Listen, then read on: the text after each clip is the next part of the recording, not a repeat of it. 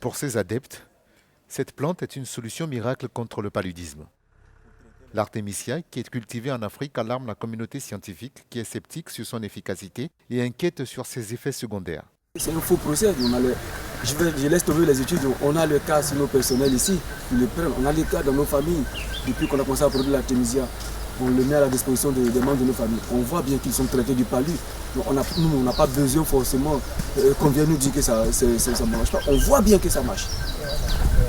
Ils voulaient une étude scientifique, ils ont une étude scientifique qui a été faite. Mais nous, on le voit au quotidien. Et nous qui sommes exposés au palu, on le voit au quotidien. Le continent concentre 91% des 445 000 décès annuels dus au paludisme et 90% des 219 millions de cas dans le monde. La phytothérapie, peu onéreuse, y serait un avantage par rapport aux médicaments souvent plus chers, rares ou faux. Voilà.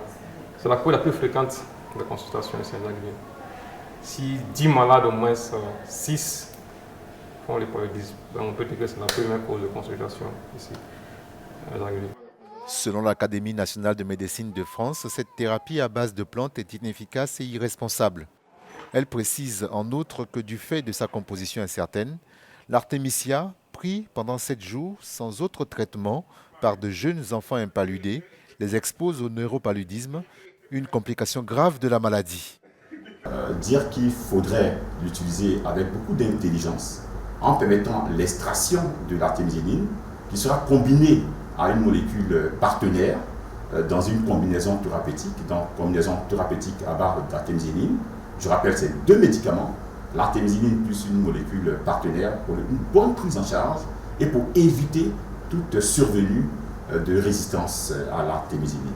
Le conditionnement des récoltes d'artémisia en Afrique sous forme broyée en sachet ou en gélule au Sénégal est aussi dans le viseur de l'OMS.